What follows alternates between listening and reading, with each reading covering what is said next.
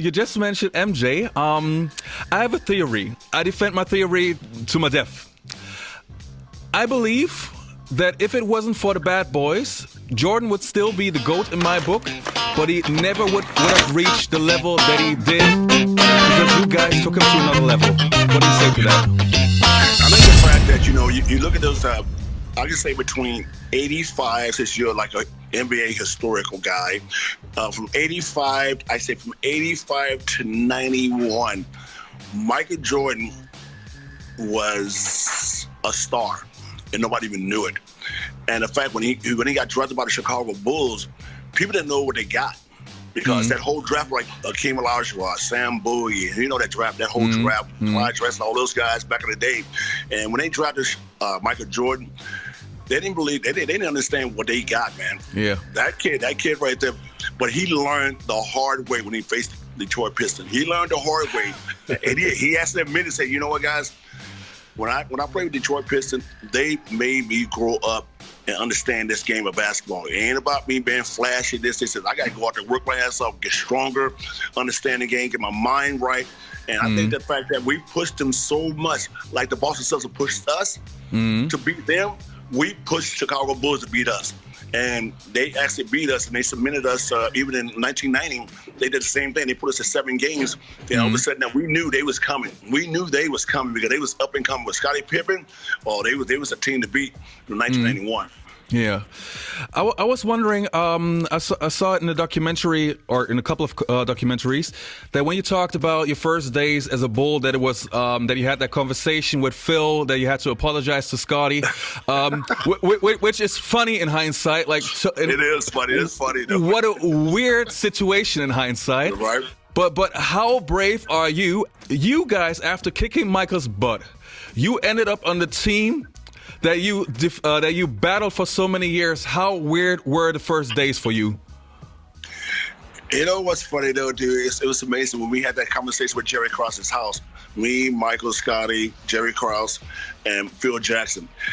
It was so fucking awkward. I can't imagine. I'm outside, Phil Jackson's inside, Scottie's over there, Michael's over there, Jerry Krause, little short guy, he's over there, his wife cooking food for us, stuff like that. And Phil comes out to me on the patio. He said, "Dennis, I just want you to do one thing." I said, "What is that?" He said, just apologize to Scottie Pippen." Oh, man. I said, "Really?" I said, "Okay, all right, great." All right. So I walk inside and I said, "Scottie, man, everything's good." "It's good, man. I just want to be a part of this team, win championships, stuff like that." He said, "Dennis, welcome to the team." And after that, right there, man, just reassured me right there, brother. Life is good because when you play in the NBA and you play with all these stars, you're so used to playing the game of basketball. If you got winners on your team like Michael, Scottie, Phil Jackson, all the boys, Randy Brown, all those guys, man, when you can click in, it's like saying, okay, great. When you get a puzzle at Michael's or any grocery store, any toy store, and then next thing you know, this puzzle's kind of defected. I'm missing a piece. That's what Chicago did. Was my ass. It was like, great, here we go. Here you go. Here's a missing piece, and here we go. Next thing you know, dude, 7-2-10. And if you look at that season, brother, we lost 2 or 3 games. We could have won 75 games that year. Oh yes. Even the season after. Season after, guess what? We won 72 games, and then the season after that, we won 69, and after that, we won 67, 68. It's like, wow. And we was the oldest team in the league. Well, we was so good because Michael Jordan was a driving force, Scottie Pippen, me, and all down the line with all the people there, Tony Kukoc. But it was so fascinating to see us how we worked so good together. And even today's game, it is so difficult to understand why people don't understand how to work together and win a championship together, man. And that's why I say, my son plays Washington State. Bless his soul. I hope he makes the NBA because he wasn't so bad. Yeah. but I'm just saying, those days were so awesome, man. I wish those days were today. Should I tell you something? I mean, I know that you know, but I still want to say it, and I want to use this opportunity to say it on the show. I speak for an entire generation of kids that were in their in their mid-teens while you were playing for the Bulls. I'm a 36-year-old dude now, and my greatest childhood memories are because of the Chicago Bulls and how you guys played. Like, if you love the game of basketball, and it doesn't matter if you're a fan of a team, but if you just love the game of basketball, you have to love what you guys did. That was the highest basketball IQ I've ever seen on the floor, the most beautiful team play I've seen in my entire life, and you guys are the reason why I can't watch NBA today anymore, because the NBA sucks in comparison to what you guys did. Oh, it ain't that bad, brother. You know, we're in Germany right now, right? You're in Germany, right? Yeah. Oh, come on now. You know, you've seen a lot of good players from Germany do a lot of great things.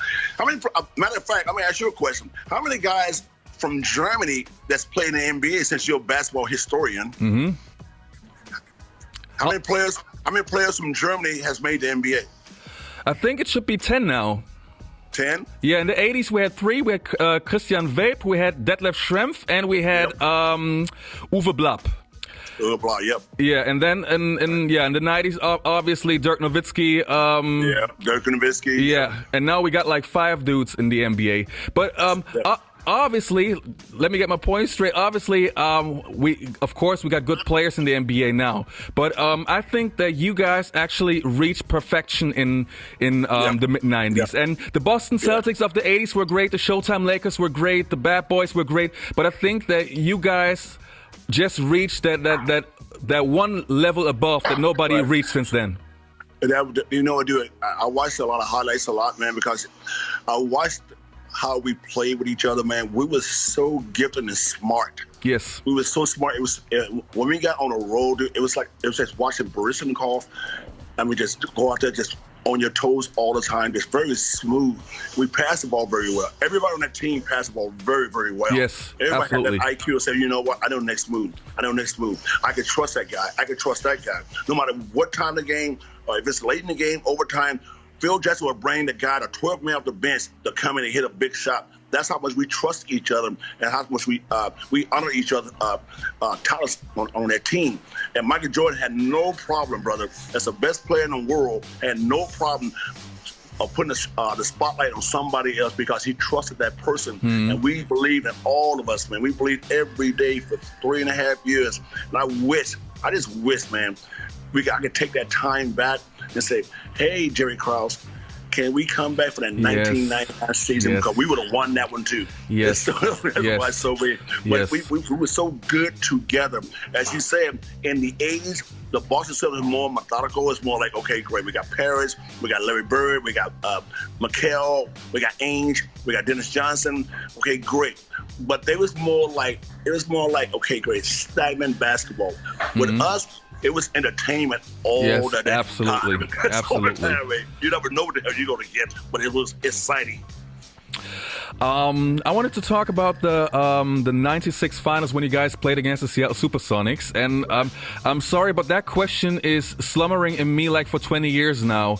Did you ever see Frank Bukowski after your career ended? You know, me and Frank Bukowski have been friends for a long time, man. It don't for matter, real? Man. It reminds me of when I used to practice with the Chicago Bulls. You know, under in San Antonio, I was when I picked up my San Antonio, my friend Jack Haley, bless his soul, love is good, Jack Haley. We used to stay out to practice, man, and beat each other up all the time because he'd go out there and beat me up as far as like post me down, try to do all these shots and stuff like that. I would go down there to try to kick his ass and forth, elbowing him, doing this, doing that. We'll fight every damn day, man, to practice after practice, and we're very good friends. But Frank Bukowski, I think Frank Bukowski was more like, he tried to be more like me, but very awkward. Yeah. You know, he didn't understand how to manipulate the game of basketball to make it benefit you to win. Now, I did one thing. I worked my ass off to win. I didn't try to hurt nobody. I just go out there, do what I have to do, what I do very well. Let's go out there and do my damn job and just do one thing. After I do my damn job, I got 2.5 hours to give my life to you, the people of the world, brother. And after that, I'm going to have a cigar and go out there and do my thing. Yeah, the reason why I'm asking is because that was actually the first time me as a kid that I saw the psychological aspect of the game. Like how you can take a player out of the game just being smarter? Well, man, I just think the fact that we had a job to do. We all had our departments in our own room. There, Mike gonna get his 30 points. Scotty's gonna get his 20. Kuko's gonna get his 17, 18. I'm gonna get my 15 to 20 rebounds a game. Wow, you're good with numbers, man. I'm saying Steve Kerr's gonna hit that big three. Randy Brown's gonna come in and play some hard up nose defense. And the quiet assassin on that team was that one guy, Ron Harper. Harper, man. Nobody talks about him, man. Oh, I love Ron. Ron Harper. I'm telling you right now, he was probably could have been one of the best players ever if he never had that knee injury. Yes. Because he came in, he was Michael Jordan before Michael Jordan to me. Because he was good. It's funny that you say that. Every single former teammates of Ron that I talked to, everybody says the same. That Ron Harper was one of the best players ever before his knee injury. But he never gets the credits from the media and the fans. So very nice that you show some appreciation, man. Dennis, I have two more questions. Is that okay for you? Go ahead. Yeah, wonderful. I wanted to ask you, one of the weirdest moments of my basketball fandom was in the 1998 NBA Finals. You and Karl Malone really battling on the floor, and then a few weeks later, the two of you are in the WCW. Oh, absolutely. I loved it, man. That is the weirdest shit I've ever seen. That's the weirdest thing in the world. And people don't understand, brother. Me and Karl Malone have been friends for a long time, man. He used to date my sister at Lucid on Tech. Nobody even know that. So he said, okay, great. So basically, we've been knowing each other since 1990.